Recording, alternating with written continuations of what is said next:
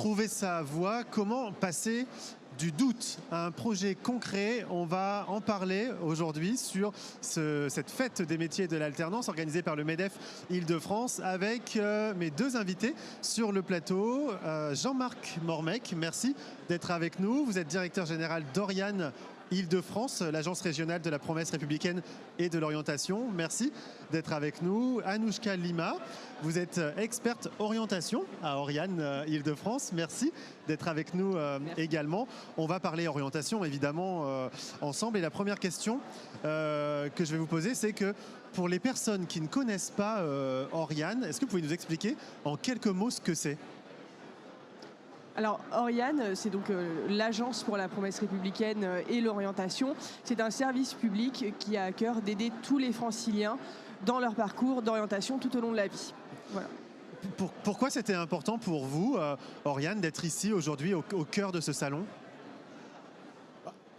C'est important pour Oriane d'être là parce que je pense qu'on est là pour écouter.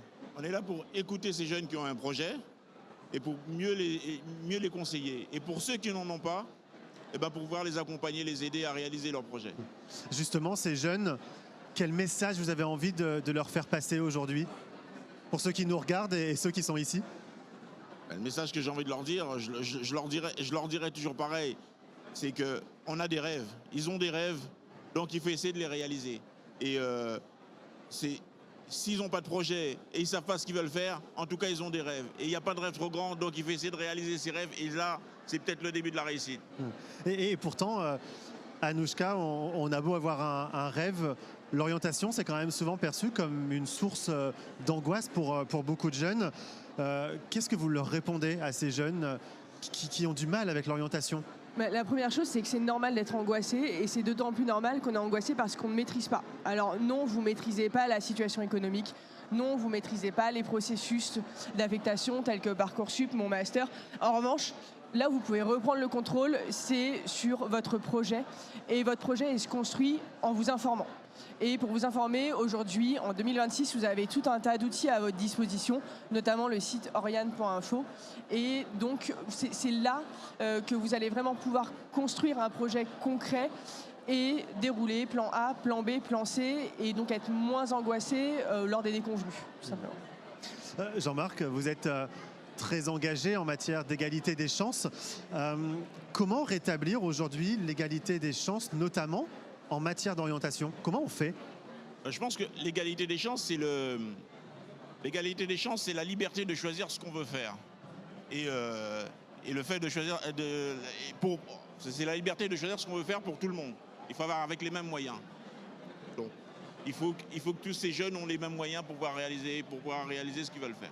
Ça, c'est un message hyper important. Alors, Anouchka, est-ce que vous pouvez nous présenter quelques outils d'Oriane, notamment en matière d'orientation, pour pouvoir rétablir cette égalité des chances?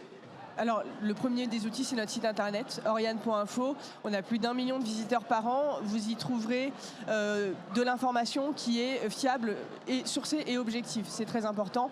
Et donc, on a plusieurs outils pour aider les jeunes. On a une plateforme sur laquelle vous avez plus de 10 000 offres de stages et d'alternance. Vous avez aussi un outil qui vous permet d'échanger avec des professionnels pour en connaître un peu plus sur leur métier. On a une chaîne Instagram sur laquelle on prodigue pas mal de conseils aussi à destination des jeunes. Et je les invite vraiment à prendre du temps sur notre site pour regarder tous les outils qui sont mis à leur disposition. Jean-Marc, aujourd'hui, les jeunes sont sommés de réussir. On doit réussir à tout prix.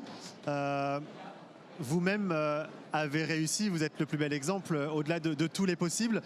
Quel message vous adressez aux jeunes, justement, qui subissent cette injonction à la réussite? Moi, je pense qu'il faut prendre le temps.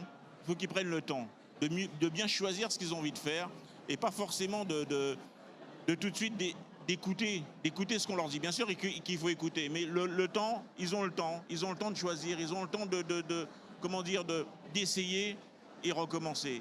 Donc, il faut prendre juste le temps. Ne pas se précipiter, c'est important. Ne pas se précipiter, c'est important. Votre meilleur conseil, c'est quoi, Anouchka, à un jeune qui serait complètement perdu aujourd'hui en matière d'orientation? Qu'est-ce qu'on lui dit? C'est d'aller trouver ce qui les anime. Il y a forcément quelque chose qui les anime, une passion, ça peut être sur leur temps scolaire, sur leur temps personnel.